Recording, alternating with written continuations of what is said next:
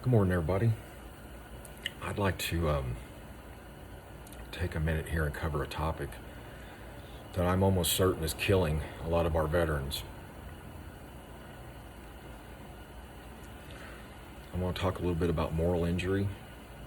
You know, when I separated service in '07, I don't remember anybody talking about that. And when I started working with veterans in the courts back in 2015, I don't remember a lot of focus on it. But I'm grateful I'm starting to hear more and more people talk about it. So I'm going to do my best. I'm going to interject a little bit of opinion here, but know that that opinion is based off a lot of experience working with a lot of veterans, a lot of combat veterans.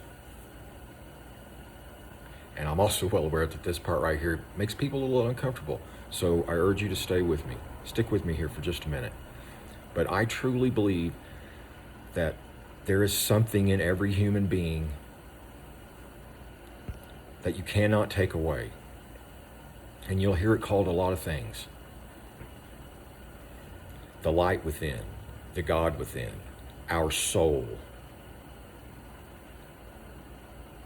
I refer to it commonly a lot of times as love, but I'm well aware that that makes a lot of people uncomfortable. So let's change that word for a minute. Let's change it to community, because in my world, those two words are synonymous. This community within, it's something we never lose. We can see through time that this is how we've survived as a species, to recognize this sense of community, harmony that's within all of us. You can't get rid of it. Nobody can take that away. I don't know how else to explain that. But my experience has shown that you can squash it. You can put it a little bit at bay. But the only way you can do that is you need something constant and loud. It's got to be constant and loud, continuously, to suppress this essence, this sense of community. We never lose it, but we can disconnect from it. So how do we get to this loving, harmony, sense of community to the most far extreme as you can get? Conflict, war, combat. How do we get from here to here? Or here's another good way of putting it. How do we get from this loving space of community to becoming a member of the most elite fighting force on the planet? And I'm here to tell you, you might think I'm a little biased, but I'm here to tell you, we are. We have the most elite fighting force on this planet, and we do it well. I hate this word, but it's one of the things that makes us a superpower. I've seen it. We do it really well. So how do I get there? How do I get from this loving sense of community to becoming a member of the most elite fighting force on the planet? How do I get there?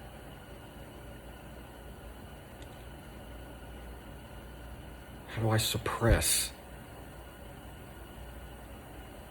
this internal love and light and community? How does the military do that? We train. Oh, it's there all the time, man. We're training. Even when we go to combat, there's no downtime. We're training. It's continuous. It never stops. It's right there all the time. It's loud and it's right here. It's continuous. You can't quiet it. It's there. We're going to train you so much that some people may call it brainwashing. I don't know. But we're going to train you. We're going to change your psyche. We're going to make you think different. And it's got to be continuous. It's got to be loud. It's got to be there all the time.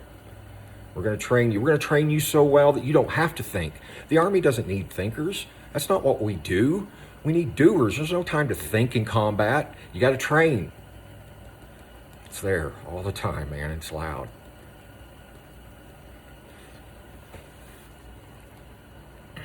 And then what happens?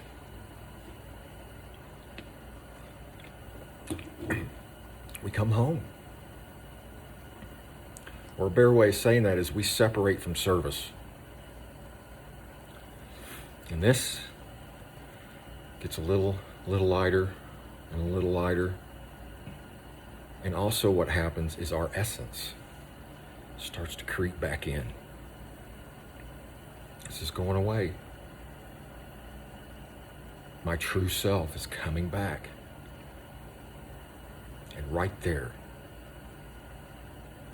is some immediate conflict. At that point, right there, oh man, it's so hard to describe. It's a reconciliation of the soul. Because what happens is this question starts coming up. And it gets louder and louder and louder. This question. And it sounds something like this. What the did I just do? How in the world could I have ever done any of those things I witnessed in combat? How could I have done that? That's not who I am. How did I do that? I can't wrap my head around it. And it gets louder and louder and louder. There's no more of this. This has gone away. This is your true self.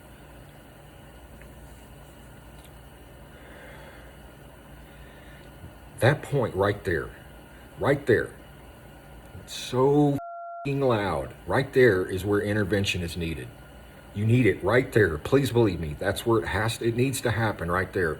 But I'm telling you, oftentimes it doesn't happen. There is no intervention because it never gets reported. You have to understand that the minute you share that question, you're in direct conflict with the mission. Do you understand? The minute I share that question, I have lost a brotherhood that I laid my life on the line for. This brotherhood means everything to me. Everything. And I'm going to lose it and everybody in it if I share that question. Because you don't have that question in the military. You don't have that question in combat. And if I share that, I'm going to lose you. And if I share it with the civilian community, if I share my experiences with them, then I'm labeled a monster. Either way, I got nobody to talk to. There is no intervention. And it's going to get so loud that you're going to drink, you're going to smoke, you're going to bump, you're going to shoot, you're going to do whatever you can to quiet that question. And ultimately, you're just going to put a bullet in your head because that damn sure quiets it.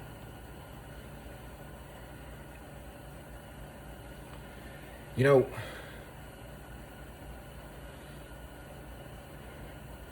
when I talk about suicide and suicides in my unit, first of all, please understand, I would never downplay the act of suicide. That's not who, I'm a suicide survivor. But I need you to understand that some of these suicides, they weren't take a note and go out quietly. Okay, that's not what these were.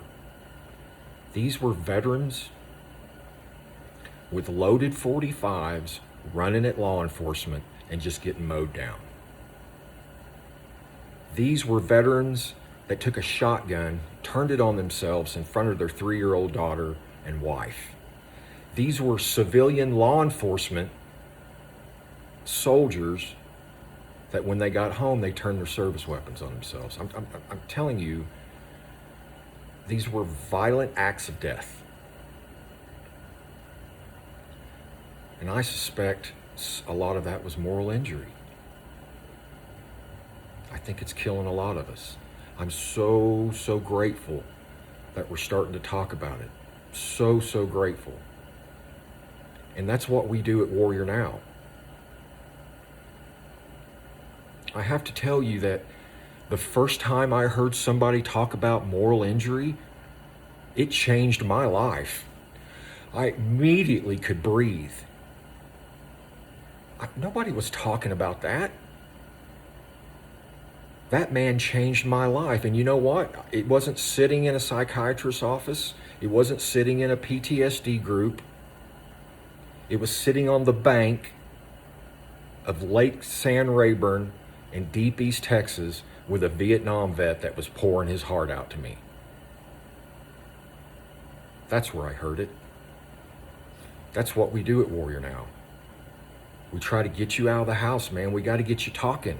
Whether it's with a bowling ball or a fishing pole, we got to get you out. We got to get you talking, man. So I hope this might help somebody. And I hope that, I hope just the awareness itself will help a lot of us. And again, I'm so grateful that the conversation has begun. Thanks, everybody.